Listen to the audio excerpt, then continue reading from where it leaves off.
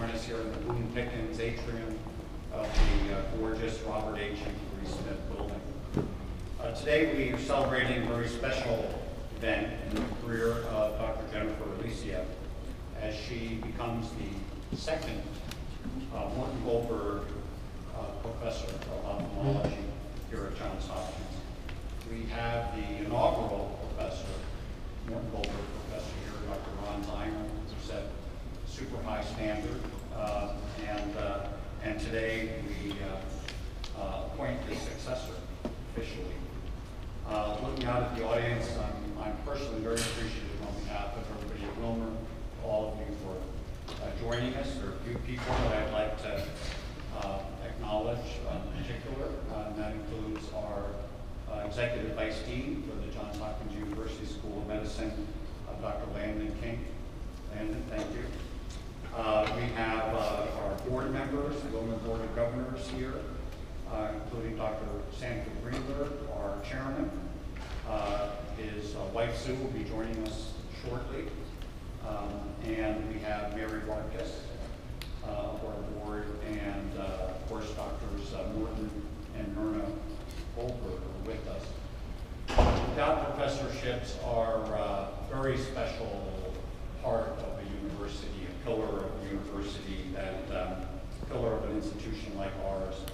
And as part of this institution, you'll hear about the impact that they can have in furthering the work of brilliant scientists. And what's interesting, I think my memory tells me this professorship was begun in 2002, and right before I returned, or maybe in early 2003, so academic year would be 2002. And Ron Zeimer became the inaugural professor, and Ron was a great engineer, scientist.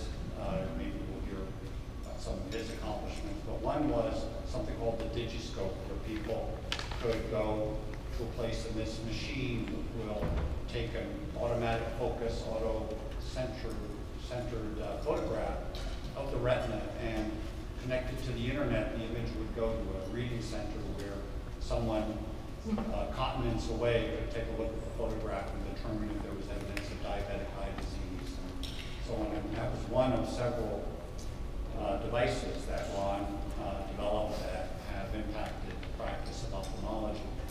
And then a couple of years later, the University of Illinois in Chicago inaugurated a Morton Goldberg Professorship. At that institution, I was invited to speak about more of that event, and it was a lovely event, and they inaugurated an individual on their faculty to become the inaugural Morton Goldberg Professor.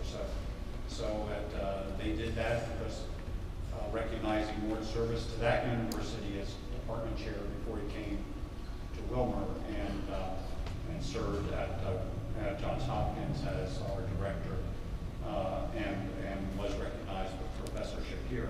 So there are very few people that I know of, and I'm certain only one ophthalmologist in the world that has two endowed professorships at two different universities that bear his name and recognize his accomplishments in perpetuity through the work of young scientists. And at the University of Illinois Chicago, it's a young woman engineer, and at Johns Hopkins it will be a young woman engineer to have this honor. So it's my great pleasure to ask to come to the podium Dr. Morton Goldberg to talk about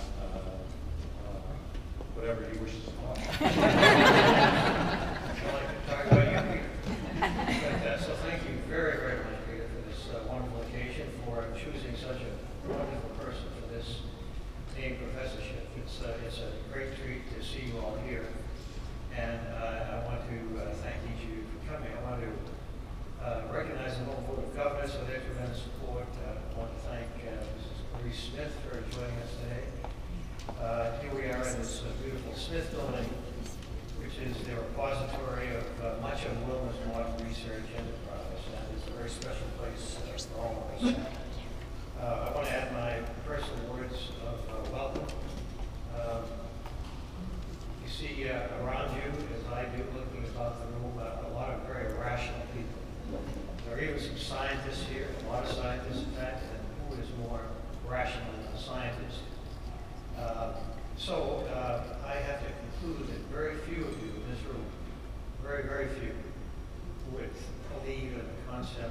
immortality.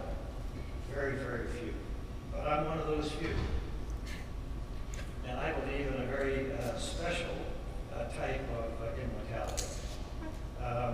It's the type conferred through a productive, successful academic career, an academic life. A less highfalutin way of talking about this is to say it's leaving one's mark. And this type of immortality is composed of three major components. First, the immortality of ideas. Second, the immortality of the written word. And here you can substitute the word published for the word written, hence the immortality of the published word. And the third type of immortality is the permanence of an endowed professorship. As for the first type of immortality, the immortality of ideas, there's just no guessing how widespread and effective the so-called ripple effect is. When an aspiring teacher like Jennifer here in the front row imparts new ideas to her students and colleagues, the effect is sometimes unmeasurable, but it's virtually infinite, because ideas spread like ripples in a pond after a pebble is thrown into it, or disruptively like a wildfire. The ideas spread all over the place, all around the world, very rapidly, as a matter of fact. And these new ideas cannot be suppressed. Many of them evolve, and they are often modified, of course, but nonetheless, the underlying thoughts persist indefinitely in one form or another. And as the American historian Henry Adams famously said, quote, "A teacher affects eternity. He or she can never tell where his or her influence stops," end quote. And in her 15 years in the Hopkins faculty, Jennifer's already formally mentored over 60 postdoctoral fellows, and also PhDs, and also Master of Science candidates, and of course, there will be many, many more, and they will all add to the ripple effect worldwide. Now, as for the immortality of the published word, today's digital technology automatically encodes and disseminates widely every publication as soon as it appears. You can't stop it. No longer does anyone ever distribute or even desire reprints, because the written word is immediately and constantly there, everywhere, for everyone to see. And not only that, it's there forever. So therefore, for anyone worried that their ideas will die instantly and irrevocably disappear whenever their own personal organic death occurs, you can stop worrying. You and your ideas are retrievable everywhere and forever, wherever there's a computer and a search engine. Of course, Jennifer is not just the beneficiary, but she's also most certainly the contributor of these two kinds of immortality, that of her ideas and that of the publications, such publications in bioengineering, many of them related to diseases and therapy of the eye. The worldwide and permanent retrievability of these publications gives comfort to me and to all of her colleagues and her students and her admirers. And because she labors long and hard over her research publications, I sincerely hope that this retrievability gives her comfort also. And now, thank you. And now let me turn to the third and the final type of academic immortality, that of an endowed professorship. As you know, endowed professorships at great universities have been around for a very long time, and they show no likelihood of disappearing, even far into the future. Endowed professorships do confer a substantial degree of permanence. So it's gratifying beyond words to me and my family that our name is linked to those of Wilmer and to Johns Hopkins via an endowed professorship in perpetuity, as Dr. McDonald said. Well, for at least as long as a civilized society exists on this planet, and I'm optimistic about that. So it's also gratifying that our name is linked to Jennifer's.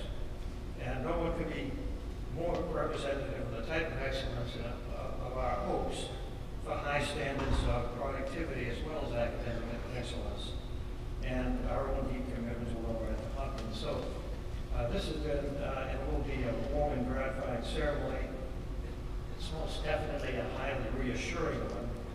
And my family and I want to express our heartfelt thanks to Dr. McDonald, to all our Wilmer colleagues, to the many generous donors of this endowment, particularly to Harriet and Jeffrey Leggett and many others as well, and of course to Professor Elisseeff herself, who's definitely leaving her mark for all of us who admire her. So thank you, Jennifer. Thank you, ladies and gentlemen.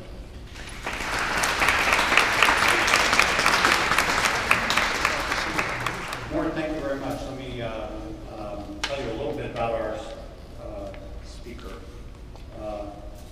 Jennifer received her PhD with a scientist named Bob Langer in the MIT Harvard program. Bob Langer is a famous name because he's the American with the second largest number of patents in history, following only Thomas Alva Edison, is my understanding. And is an acknowledged giant in the field of engineering. Jennifer's PhD thesis was transdermal photopolymerization of hydrogels for cartilage tissue engineering. She came to Hopkins in 2001 as an assistant professor, became associate professor in 2007, and only 3 years later, full professor. Very unusual to advance so rapidly.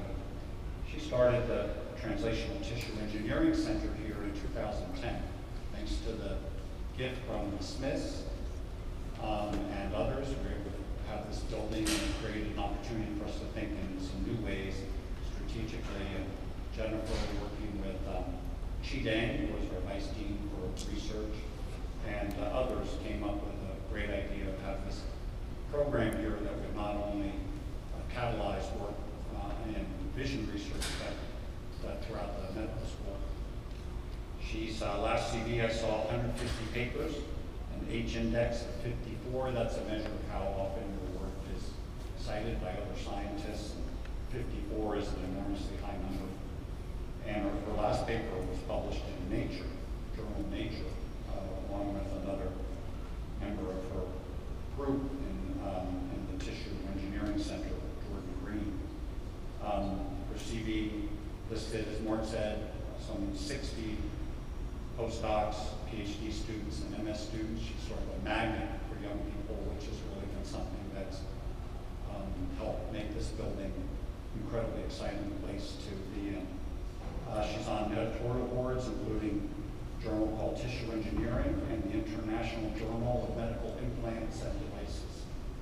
Her awards included being elected Fellow of the American Institute of Medical and Biomedical Engineering in 2009. The World Economic Forum designated her a young global leader in 2008 to 2013. She was elected to the National Academy of Inventors in 2014. That's people who have made a certain number of patents and inventions that have had dramatic impact, and includes a whole bunch of Nobel laureates and members of the national academies and so on. So it's sort of a who's who. And she became Wilmer's first ever Jules and Doris Stein professor. That's a special professorship for a certain number of years, provided by something called RPB, and it's for scientists that have special skills that brought to ophthalmology department will be the first time that those skills and interests are brought to apply to ophthalmology and to vision and research in the eye. And it's the first time, even in Wilmer's history, to be the first is very unusual. And Jennifer, with her new skill set, represented exactly what they're trying to accomplish with this gift. She's been a collaborator with so many other faculty, and as I said, a magnet for young students here at Wilmer, that she's in just a few years had a very outsized impact on the department. But Jennifer is emblematic of the problem that we have with Wilmer professors. I said to her, we'd really like to have this event and have you speak about what you're doing. And she said, oh, I don't want you to make a fuss about me. Doing my work is its own reward. This humility problem is really a big problem here at Wilmer. But I prevailed on her to share with us the work she's doing, which is just so exciting. Jennifer, like I used to think you take these stem cells and there's a few chemicals that tell them what to do. But no, there's also this scaffold that the environment of the cells, they learn what kind of cells they should become, and she's used that to make these cells do magical things. And this will have great impact not only on the eye, but cartilage and all sort of different parts of the body, and treating things like cancers. So we're very proud to have Jennifer on the Wilmer faculty. Delighted that she will succeed Ron Zeimer in having this professorship and contribute great things to the literature and things that will ultimately touch the lives of many patients around the world. Thank you, Jennifer.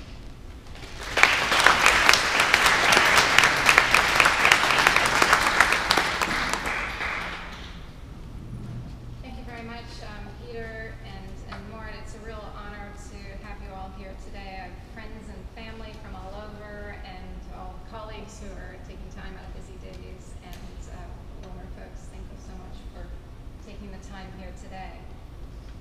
So I'm not sure how many fans of science fiction we have here today, but I'm sure there are a few. Even if you're not, it's had an impact on your life. So if you look back, credit cards were first envisioned in 1888 by Edward Bellamy in his novel Looking Backward. It should be on. I'll try to speak up and let me know if you can't hear me. So credit cards were first envisioned in 1888 by Edward Bellamy in his novel Looking Backward. I don't know if you want to thank him for that or not, but there were other inventions also that were sort of envisioned by science fiction. So in a series of magazine articles in 1911, of radar and solar cells were predicted. In Fahrenheit 451, Ray Bradbury's that could go in the ears are earbuds, and also flat screen TVs. And of course, we can't forget Star Trek. So Star Trek showed us cell phones and iPads. Unfortunately for Apple, because they had trouble with getting their patents because of the iPad-like device that was shown in Star Trek. These are all technology-type inventions, but it also applies to medicine. So you may or may not be familiar with these folks. So Wolverine, in addition to his fancy claws, actually has a great capacity for repair. So if he gets injured in his fights and battles for good, they can get repaired very quickly, right? And of course, vampires, whether you think of old stories or new stories of vampires, they have quite a capacity for tissue repair. And of course, no one says it better than Johnny Depp. In his recent movie, Transcendence, he made predictions of the future, potentially shaping the future, looking at repair of skin and even eye defects. We made a breakthrough with the nanotechnology. We can rebuild any material faster than before. Synthetic stem cells, tissue regeneration, the medical applications. Now that was.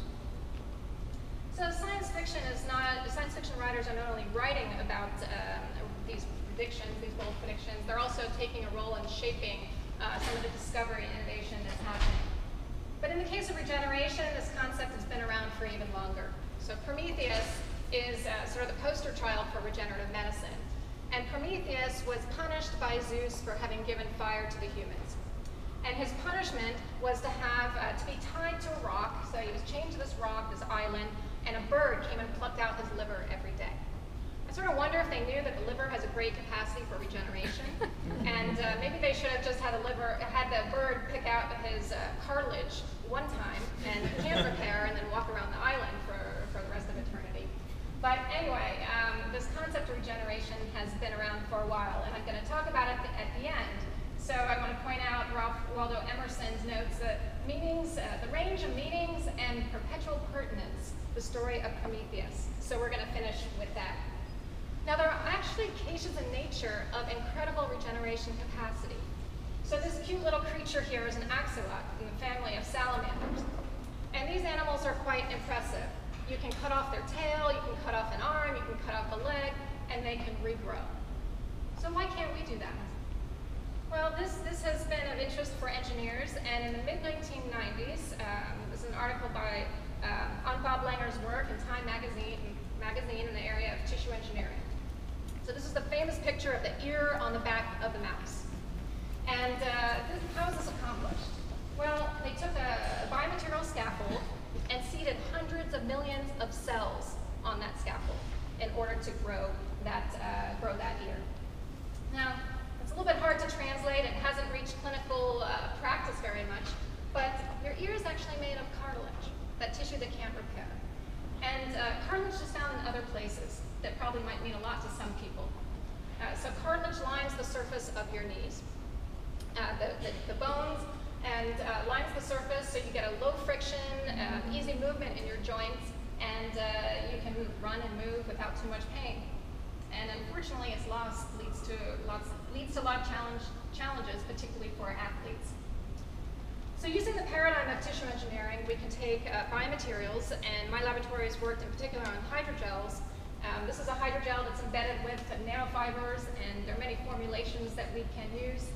And we can essentially entrap cells in these materials. So the cells here are stained with a fluorescent dye, so you can see them. So the green cells are alive. And our goal was to figure out what is the right environment to make those cells happy and want to produce new tissue. So we went to look for some places that might be able to help us, and actually human development is an incredible place where we can learn about how we can potentially create the right environment to grow tissues. So we've learned a lot from human development. So this picture here is where we get embryonic stem cells, but even understanding how the cells move around, proliferate, and can make all the different tissues in the body has been very helpful. And we're trying to connect those cues during development into the biomaterials to induce regeneration. Now, how do we do that? There's one word that's become popular nowadays, and it's called convergence. And it means, essentially, people from different disciplines working together. And that's been a theme for a while. So we can create environments to make cartilage grow in a dish. But how can we actually impact people? So in order to address that, we put the polymer chemist and the surgeon together. So polymer chemist, this is Dongyan Wang, but we've had many polymer chemists after. He was the very first fellow in the laboratory. So having him work with the surgeons was the first element of convergence. The second here is that I have a plastic surgeon and an orthopedic surgeon operating together. And not only are they operating together, they're operating together on a goat. And this was required for us to actually go into the clinic.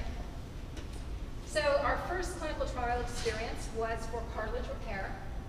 And what we did was a little mini incision, and you clean up your cartilage defect. This is one of our patient defects, one of the early ones. And then we put in this adhesive that the polymer chemist developed to try to hold our scaffolds in place, and performed a procedure called microfracture, where we drill little holes into that defect so we get bleeding coming through that hydrogel that's essentially creating the right environment for tissue to grow. So what happened? This is just a little snapshot, but after 2 years, we see close to 100% fill of defects that had that treatment with that hydrogel biomaterial, creating that nice environment for tissue growth, compared to microfracture alone, where at 2 years, about 65% of the defect is filled. So that's great that we're able to help treat this tissue loss. But one of the big themes in the laboratory has been getting feedback from clinical translation to do new science. So what did this cartilage translation experience tell us? Well, it showed us that life is complicated, right? So these patients come in with a nice big defect, but you can put the most beautiful piece of cartilage in that defect, and if it's not in the right environment in the joint, if you still have inflammation, if you still have problem with the synovial fluid, you're gonna have failure, right? So again, we put a polymer chemist on the job. And we also had a very artistic master's student working on the project who made this video. So after learning to repair the cartilage defects, we then went to address the challenge of lubrication on the tissue surface. So what we did is we took the native tissue and those proteins that are on that cartilage surface, and we used synthetic polymers to essentially attach a peptide that can grab on to certain components of the synovial fluid. Now that peptide was actually discovered in the cancer literature, right? So again, we're taking convergence and borrowing from different fields. So we can stick this peptide on that helps bind these green beads, which is the slippery hyaluronic acid that's in the synovial fluid. so we can get back to that low friction, painless movement of the joint and hopefully a happy patient. So we've done that work in cartilage, and one day Oliver Shine came to my office. He'd read about what we did in the cartilage work, and he said, you know, cartilage is okay, but the eye is so much more important, right? So forget about the cartilage, and you need to start looking at some other applications. And so we compared the two, and well, there are actually a fair amount of similarities, and the platforms that we use to treat cartilage repair, we can also start applying to the eye. And there are actually a fair amount of similarities between at least some of the tissues. Now, our first project in the eye was funded by the military. It was in my very first military grant. And the goal was to help treat soldiers who, despite nice gear on their eyes, had significant damage on the outermost part of the eye, which is the cornea. Again, like a cartilage, once it's damaged, you generally only get scar formation, and it's really tough to regenerate. Actually, there's some similarities between the cells in the way the cells behave in the cornea and also in the cartilage.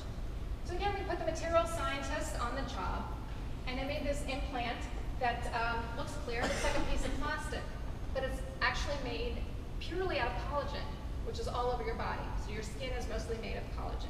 So how do you get the same components that are in your skin to actually be clear like that? We use some really nice ways to assemble that collagen so it's all aligned and it has these layers that actually is not too far off from the native cornea. Close enough that if I show only this picture to an ophthalmologist here, they'll say, well, that's a piece of cornea. But it's actually something we've made purely, completely in the dish. And we're looking forward to moving that forward in partnership with a company. Now, my second clinical translation project is a little bit unique. So, I apologize to Ned, but I call this our dark side project. And the reason I call it our dark side project is because it's an aesthetic application trying to get rid of wrinkles. And I really didn't think as an academic lab I really wanted to work on that, but it was a really smart team of scientists and really good business people. I thought, heck, why don't we give it a try? So you may be familiar with tissue fillers. So it's hyaluronic acid that people inject, and you sort of puff out the wrinkle, and well, it's great business for the docs because when it goes away, you even need it more. But a little bit Star Trek inspired was that, hey, let's inject this and use light that we expose to the overlying skin and solidify it in situ so it doesn't degrade. So we made a whole array of materials that had different properties, some soft, some hard, some slowly degrading, quickly degrading. So that was all nice. But one of the challenges when you put any type of foreign implant in the body is you get a response. First responders are these cells called macrophages, part of your immune system. And what they do, though, is they secrete stuff around it that start walling it off. Think of a splinter you might get in your finger and how the body walls it off and tries to push it out. And depending on the properties of your biomaterial, that can be a pretty thick capsule and actually block off that implant. So you try to design your material to minimize that foreign body implant. Now, one of the neatest things about this project is that we could actually implant materials in people and get them back. So what the company did was they said, we're going to give you a free tummy tuck, but in exchange for that, we get the implants back. So this is a huge opportunity for us to see what the body actually does in response to that material. So here are the implants that were exposed to light, and you can see how they've kept their shape better compared to the implants that are slowly degrading. But we saw two interesting things with this. First, we saw that the location of the implant made a difference in the response. So if the location was next to muscle or fat or skin dermal tissue, you had different responses. So the location impacted the response. And then the second interesting piece was out of peer review. So in academics, we have this great process called peer review. We send our work out to be published, and we get comments and critiques from our colleagues around the country. And they told us, we want you to stain for this extra cell type. I said, okay, whatever I have to do to get this published. Okay? And we stained for the cell type, the CD4 positive T cell. I didn't really know much about this cell type. And, but we saw some positive responses. Right? So there are two interesting questions here, the impact of the tissue location and these new cells. So what do you do when you have a really interesting question about something you really don't know much about, and at the same time you have a really unhappy 8th grade teenager? You go to Switzerland. So I took a sabbatical for a semester, and I went to Switzerland to an immunoengineering laboratory to try to learn some immunology, and everybody was happy, and it was a real great time. Now, it's sort of funny, though, how you have to travel all across the world, in order to work with the people next door. So when I came back, I knew some of the language of immunology, but I also knew that I was really far from being an immunologist, and I needed help. So we're very lucky to have next door the Bloomberg Kimmel Institute for Cancer Immunotherapy. So this is a picture of a T cell, that same cell that I showed you before, attacking a tumor cell. So the folks next door are amazing leaders in this field, and it's having a huge impact on late-stage cancer. But these same T cells we can start looking at in the context of regeneration. Now, another thing that I thought was interesting about the field of immunology is the language that was used to describe it. So this is an article in a technology magazine on immunology. And if you look at the language, militia of cells, detect and destroy, defenses, an army of subtypes, elite forces, invaders, fighting off, all very heavy military language, right? So it's all about fighting infections, fighting cancer. But if you think about this, the military actually does a lot more. And these are pictures, the aftermath of World War II. It's actually post-Katrina. So after the battle's done, whether it be infection or cancer, you have to rebuild, right? And who are these people who come and create the right environment to rebuild? It's often these military first responders. So this is a picture of the Indian military after a landslide building a bridge. So you have to build a bridge and create the right environment in order for the carpenters, electricians, builders, architects to come and rebuild the city. The same thing applies to our body. In other words, you have a seed, you need to plant it in the right environment, create a fertile environment. It doesn't matter how great that seed is. If it's in a terrible environment, it's not going to grow. The same thing applies to regeneration. You can have a stem cell, the most perfect stem cell, and if you don't put it in the right environment, it's not going to grow and build tissue. So historically, we focused on building biomaterials to help create that fertile right environment for tissue growth. But now we see the role of the immune system in working with those materials in promoting tissue growth. And we're applying that now to all different parts of the body, whether it be muscle, muscle defects, cartilage defects, and the eye, and think of applying it to the neural system. It really has potential applications all over. So this is our vision for where the laboratory is going to go, is in the area of regenerative immunotherapies, with the concept that the immune system is the conductor of regeneration and many aspects of biocompatibility. And what's nice is the folks working in the cancer immunotherapy field have a lot of tools in order to manipulate and work with things like T cells and the immune system to help stimulate repair. So I'm very excited about the next few years and as we start working towards this new goal. Now I promised I'd finish again, or I mentioned Prometheus again.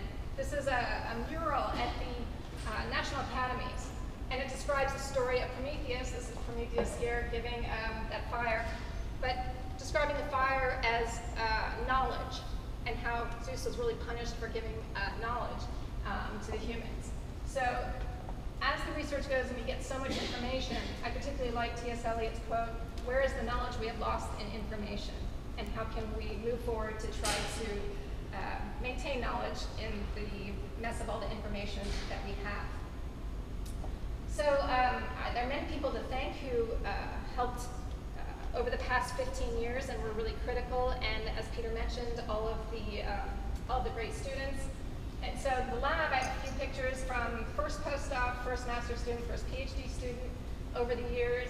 And we were actually on the undergraduate campus for 10 years before moving here.